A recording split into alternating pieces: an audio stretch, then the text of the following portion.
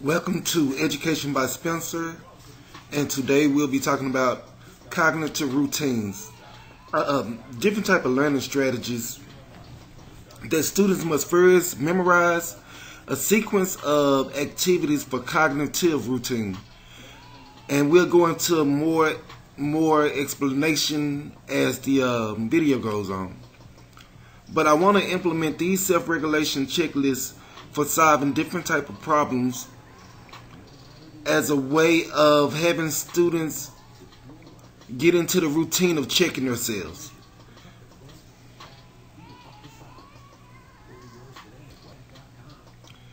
RPVHECC is an acronym for Read, Paraphrase, Visualize, Hypothesize, Estimate, Compute, and Check. I want students to use this strategy and implement this into a lot of their everyday curriculum activities. When we're dealing with word problems or just solving problems, we need to be able to understand the problem, so we read it. We also need to be able to put it in our own words. We need to be able to visualize it. A lot of times in word problems, we're able or capable to use examples from the word problem to actually draw a picture. Hypothesize is basically figuring out what method we're going to use to do this. How are we going to execute this?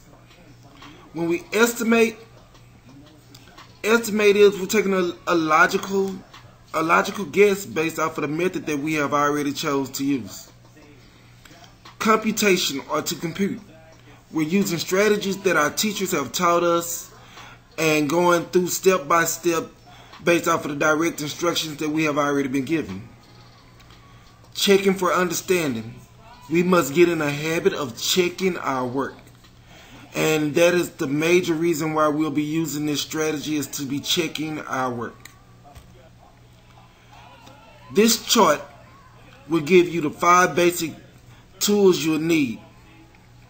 The strategy for reading for understanding, you will be able to do that without having to actually chart it down, but you will take your reading, your understanding of your reading, and paraphrase it to show that you have understanding. As far as the checklist, you will learn several different strategies for checking problems. So that will also be a second step along with this chart. But for right now, these are the 5 steps that you need to focus on. Another self-monitoring checklist that we'll be using in this class for problem solving, maybe not so much as math, but probably social studies or science, is these 4 metacognitive steps, meaning that you use them in almost every classroom you're in whenever it comes to solving problems. First, we'll find out what the problem is, or what type of problem we're dealing with.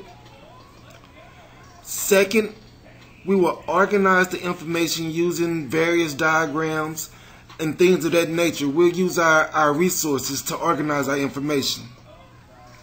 It might be a chart, it might be a diagram. It might be a pie chart, it might be a diagram. It might be a bar chart. We'll use different diagrams to organize our information. We are also planning to solve these problems, and we will solve the problem. I'd like to thank you for your time, and get used to this, because we will be using these strategies on an everyday basis in class.